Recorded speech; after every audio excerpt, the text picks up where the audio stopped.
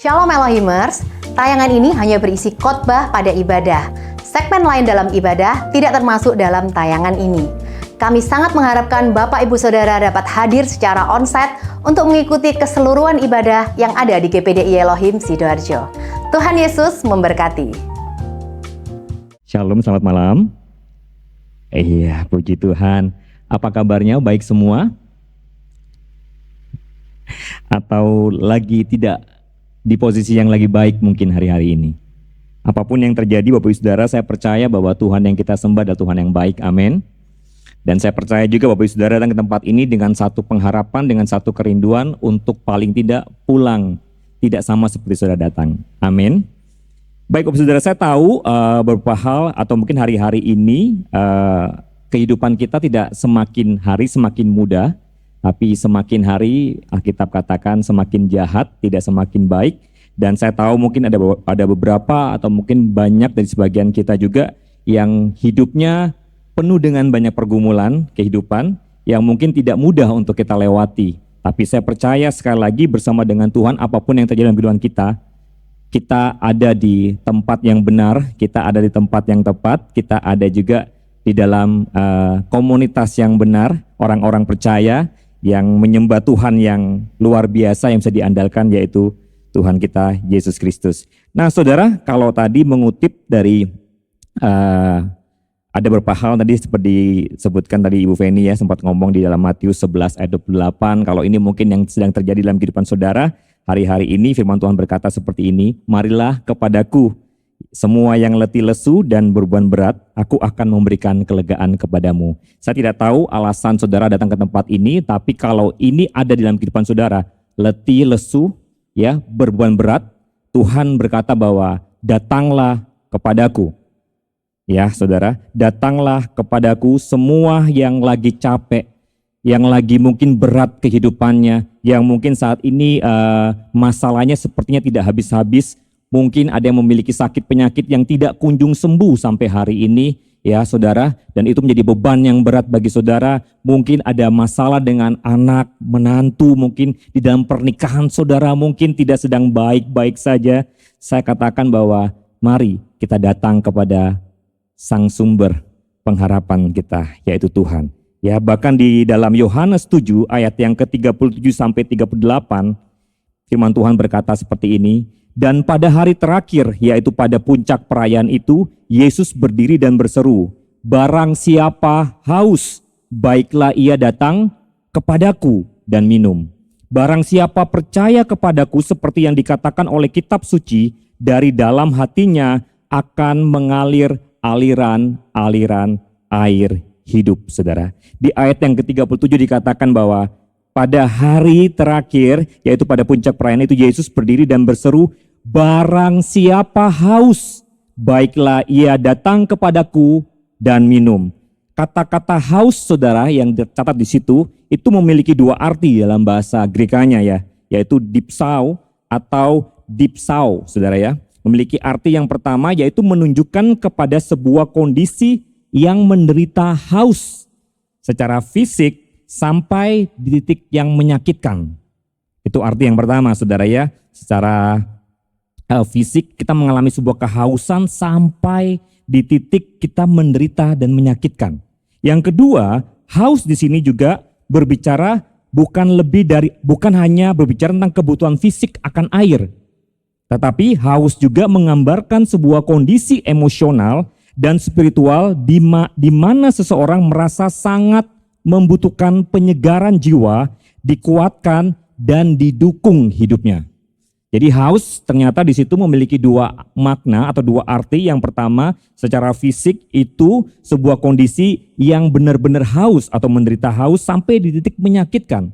Ya saudara ya, air 1 liter nggak cukup saudara ya. Mungkin bisa 1,5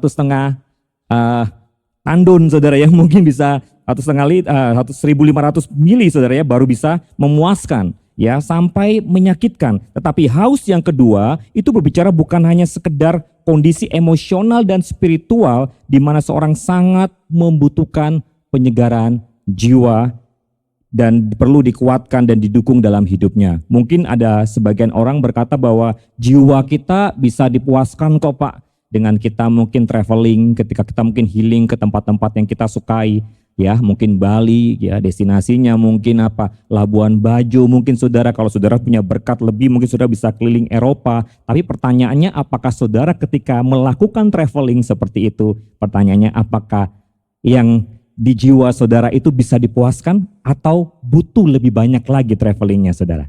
Saya percaya bahwa tidak cukup ya saudara ya, untuk 1-2 kali mungkin saudara akan menjadwalkan lebih lagi. Tetapi di sini menarik sekali, Tuhan menawarkan sesuatu tempat yang bisa menjadi tempat healing terbaik kita, yaitu hadiratnya, yaitu datang kepada Tuhan Yesus sendiri.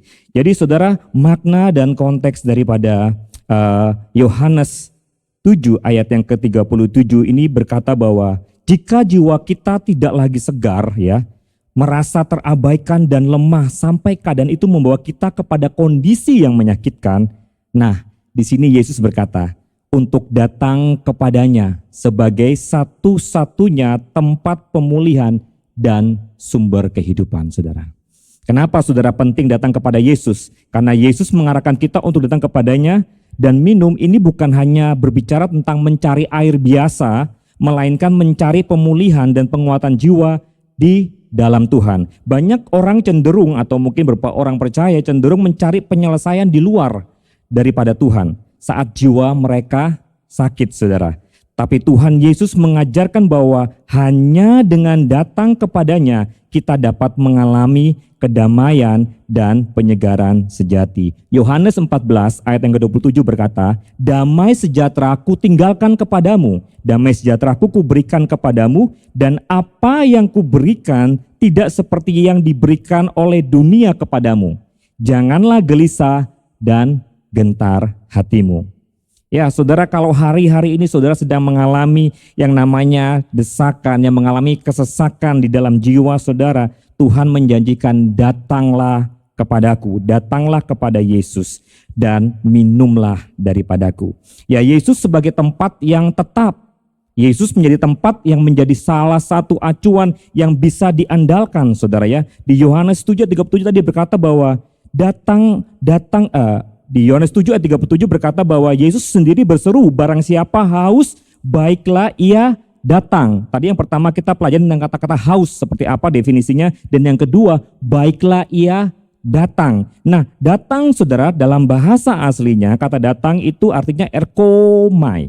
Erkomai ya saudara ya, yang berarti pertama datang secara ya seperti artinya datang ya. Yang kedua adalah ikuti saya, ikuti Tuhan, ikuti Yesus. Dan yang ketiga, arti kata datang itu jangan sembunyi atau muncullah. Ini menunjukkan bahwa Tuhan menyediakan tempat yang aman dan kuat, tempat yang tidak tergoncang untuk jiwa yang lelah, saudara. Jadi, salah satu arti daripada datanglah kepadaku itu artinya jangan sembunyi atau muncullah. Banyak orang ketika mengalami, ya tadi saudara ya, kesusahan jiwanya justru malah jauh dari Tuhan. Malah menghindar dari persekutuan orang-orang benar. Malah menghindar dari pertemuan ibadah saudara. Padahal seharusnya saat jiwa kita tertekan, saat jiwa kita bermasalah, saat kita tidak lagi merasakan kedamaian, jangan sembunyi saudara. Justru malah kita harus datang kepada Tuhan. Kita harus mendekat kepada Tuhan. Karena Alkitab mengajarkan bahwa menjauh dari Tuhan justru mengakibatkan jiwa kita semakin kering dan kehilangan arah, saudara. Ada sebuah cerita yang cukup menggemparkan di tahun 2014, saudara ya. Ada seorang pemain film atau aktor dan seorang komedian yang cukup terkenal ya, cukup mendunia, saudara ya, bahkan mempunyai banyak-banyak film yang bestseller, saudara, namanya Robin Williams, saudara ya. Robin Williams ini seorang aktor dan komedian yang memutuskan untuk mengakhiri dirinya saudara ya, karena menganggap dirinya sudah tidak lagi lucu.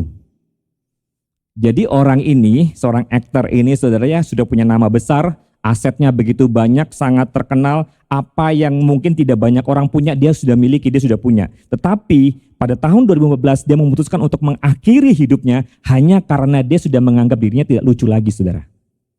Dan akhirnya apa? Dia selesai hidupnya. Dan banyak orang berduka dan menangis dengan kepergiannya. Padahal ya saudara ya, dia punya satu quotes ya, kalau mungkin ini kata-kata bijak dari seorang Robin Williams, seorang aktor dan komedian ini, dia menuliskan satu quotes yang cukup menarik saudara ya. Dikatakan seperti ini, orang yang paling bahagia justru menyembunyikan kesedihannya. Apalagi dia seorang komedian, dia harus dipaksa untuk lucu setiap waktu saudara. Padahal dia menyimpan sebuah kesedihan. Nah, tadi dikatakan kata-kata datanglah, kata-kata datang kepadaku, salah satu artinya adalah jangan sembunyi. Atau munculkanlah, jangan disimpan saudara ya. Tadi seperti yang Robin Williams terjadi kasusnya adalah apa saudara? Dia menyembunyikan, dia menyimpan kesedihannya. Padahal seharusnya justru momen seperti itu, waktu kita sedih, waktu kita hancur, waktu kita sakit, waktu kita kecewa, waktu kita mengalami ketidakadilan dalam kehidupan kita, jangan disimpan sendirian saudara, bawa kepada Tuhan. Ya, dalam Mazmur 77 ayat 2 sampai 3, firman Tuhan berkata seperti ini, aku mau berseru-seru dengan nyaring kepada Allah, dengan nyaring kepada Allah supaya ia mendengarkan aku. Ayat yang ketiga, pada hari kesusahanku aku mencari Tuhan. Malam-malam tanganku terulur dan tidak menjadi lesu. Jiwaku enggan dihiburkan. Ya, di sini dikatakan bahwa pemazmur menggambarkan bagaimana waktu dia mencari Tuhan ketika jiwanya merasa tertekan. Bukan menghindari Tuhan, bukan berlari jauh daripada Tuhan, tapi waktu dia tertekan, justru dia mencari Tuhan. Nah, saudara, kata-kata kesusahanku di situ ya, kesusahan dalam bahasa Ibraninya artinya Sarah, bukan Sarah istri Abraham, saudara ya, Sarah yang artinya jiwa yang sesak dan kesulitan dalam batin. Ketika kita menghadapi kesulitan, jiwa kita merasakan kesesakan dalam pikiran, perasaan, dan kehendak. Jadi kesusahan itu sebegitu dalamnya yang dirasakan oleh pemazmur saudara ya. Salah satu penulis dari Mazmur adalah Daud. Kita kenal ya, Daud ada seorang yang dekat sama Tuhan, orang yang intim sama Tuhan, orang yang begitu melekat sama Tuhan. Apakah dia bebas dari masalah dan kesesakan kehidupan saudara? Tidak. Daud juga mengalami banyak masalah dalam kehidupannya dia, sampai dia merasakan kesusahan dan sesak di dalam jiwanya. Kalau kita baca di dalam Mazmur 3 ayat 2 sampai 5 saudara ya, saudara bisa simak di Mazmur 3 ayat 2 sampai 5. Ini salah satu bukti di mana seorang pemazmur pun mengalami tekanan kehidupan, mengalami jiwa yang tersiksa sebenarnya ya. Ya, di situ dikatakan Mazmur Daud ketika ia lari dari Absalom anaknya. Ya Tuhan, betapa banyaknya lawanku, banyak orang yang bangkit menyerang aku. Ya, banyak orang yang berkata tentang aku, baginya tidak ada pertolongan daripada Allah. Ini yang dialami oleh seorang Daud. Dia berkata bahwa banyaknya lawanku, bukan 1-2 orang saudara, tapi banyak.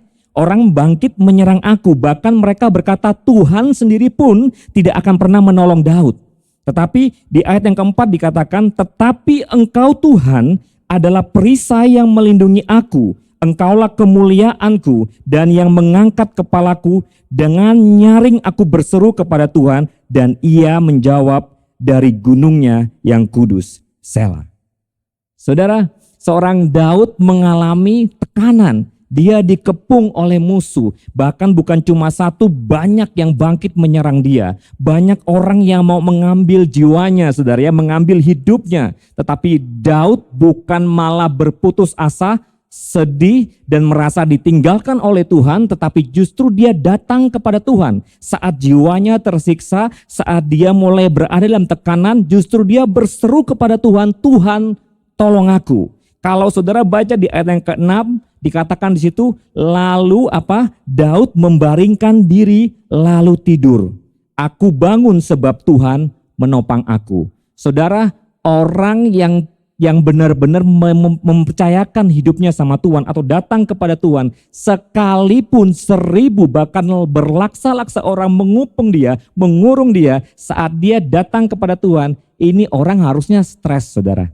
depresi, takut, mau makan gak bisa, mau tidur gak bisa harusnya saudara. Tapi Alkitab berkata saat dia datang kepada Tuhan, dia berseru kepada Tuhan. Apa yang Alkitab katakan saudara? Dia bisa membaringkan diri lalu tidur. Saudara, tempat terbaik sebenarnya, kalau saya katakan tempat healing terbaik, itu bukan di Bali saudara, bukan di luar negeri, tapi tempat healing terbaik itu ada di dalam hadirat Tuhan. Amin. Itu tempat terbaik. Saudara bisa datang, saudara bisa datang kepada Tuhan dan berseru kepada Tuhan. Di ayat yang ke Yohanes 7 ayat yang ke-38 dikatakan seperti ini saudara, barang siapa percaya kepadaku, seperti yang dikatakan oleh kitab suci, dari dalam hatinya akan mengalir aliran air hidup. Kata percaya di situ artinya pisteu saudara ya, yaitu percaya yang memiliki makna yang mendalam. Bahkan kata percaya di situ, percaya kepada Tuhan itu dibagi atas 3 bagian. Yang pertama menyatakan gini saudara, memberikan diri diyakinkan oleh kebenaran.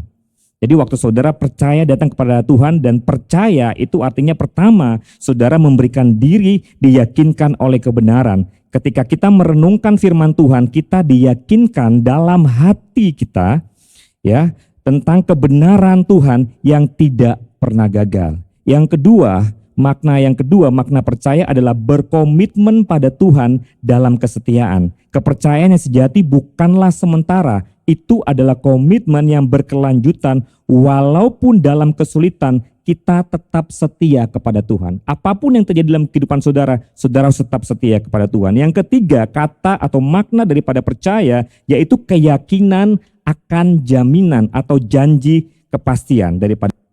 Percaya juga memiliki keyakinan dalam janji Tuhan yang pasti dan tidak tergoyahkan. Jadi saudara, dari ayat 8 tadi dikatakan bahwa barang siapa percaya kepadaku, seperti yang dikatakan oleh kitab suci, dari dalam hatinya akan mengalir aliran air hidup. Saudara bukan hanya sekedar minum saja, tapi saudara, hidup saudara itu menjadi sumber mata air bagi kehidupan orang lain. Hidup saudara bisa dinikmati, kehidupan saudara bisa menjadi sebuah penyegaran bagi orang mungkin yang hari-hari ini lagi sesak jiwanya, lagi bermasalah. Karena saudara sudah minum air kehidupan daripada Tuhan. Amin. Saya tidak panjangkan firman Tuhan.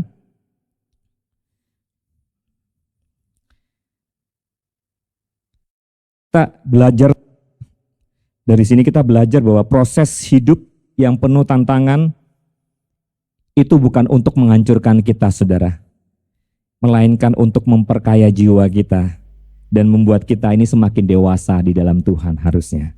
Ya, Yesus mengundang kita yang merasa haus hari-hari ini dan lelah jiwanya untuk datang kepadanya dan minum.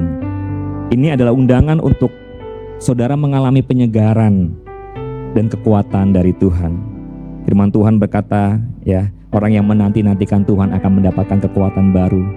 Dia seumpama raja wali yang terbang tinggi dengan kekuatan sayapnya.